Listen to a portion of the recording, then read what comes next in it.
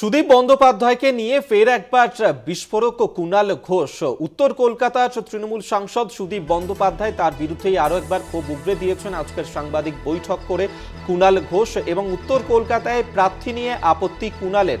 শশী পাজার বা তার মতন কোনো যোগ্য মহিলা প্রার্থীকে সেখানে প্রার্থী হিসেবে বাছাই করা হোক, এমনটাই কিন্তু তিনি নিজের মত দিয়েছেন কুণাল ঘোষ। উত্তর কলকাতায় মহিলা সাংসদ দেওয়া হোক এমনটাই কিন্তু আজকের সাংবাদিক বৈঠকে দাবি করেছেন তিনি। এবং সুদীপের বদলে শশী পাঁজাকে প্রার্থী করার পক্ষেও সওয়াল করেছেন কুণাল ঘোষ।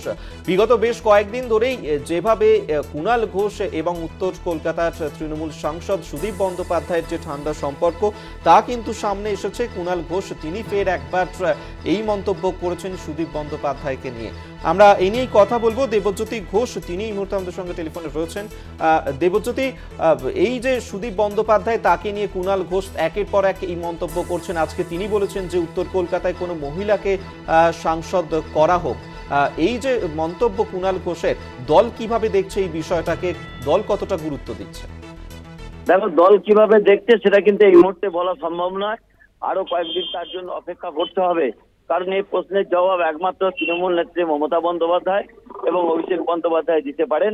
তবে এখনো তাদের তরফ থেকে নিয়ে কোনো মন্তব্য করা হয়নি, কারণ গত দুদিন ধরে যেভাবে তাপস রায় এবং কুণাল ঘোষ বারবার আক্রমণ করছেন সুদীপ বন্দ্যোপাধ্যায়কে, তা নিয়ে তৃণমূল কংগ্রেসের সর্বোচ্চ নেতৃত্ব কোনো প্রতিবাদ করেননি, বা তাদের শৃঙ্খলা রক্ষা কমিটি তারাও কোনো প্রতিবাদ করেননি।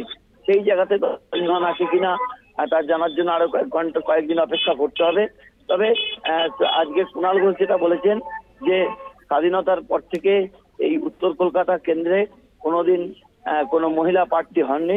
সেখানে গুরুত্বপূর্ণ নেত্রী রয়েছেন শশী পাঁজা, তিনি রাজ্যের মন্ত্রী, এবং মমতা বন্দ্যোপাধ্যায় নারী শক্তির কথা বলেন এবং মহিলাদের গুরুত্ব দেন। সেই জায়গাতে শশী পাঁজা অত্যন্ত গুরুত্বপূর্ণ ব্যক্তি, তাকে প্রার্থী করা হলে কোনো আপত্তি থাকবে না। এছাড়াও সুদীপ বন্দ্যোপাধ্যায়ের ৭৮ বছর বয়স এবং তিনি নবীন প্রবীণ নিয়ে একাধিক দ্বন্দ্বে বিভিন্নবার মন্তব্য করেছেন। সেই জায়গা থেকে আজকে তাপস রায় এবং কুণাল ঘোষের মন্তব্য রাজনৈতিকভাবে অত্যন্ত গুরুত্বপূর্ণ। একেবারেই। আপাতত ধন্যবাদ তোমায়। বিশেষ প্রতিনিধি দেবজ্যোতি ঘোষ আমাদের সঙ্গে টেলিফোনে ছিলেন।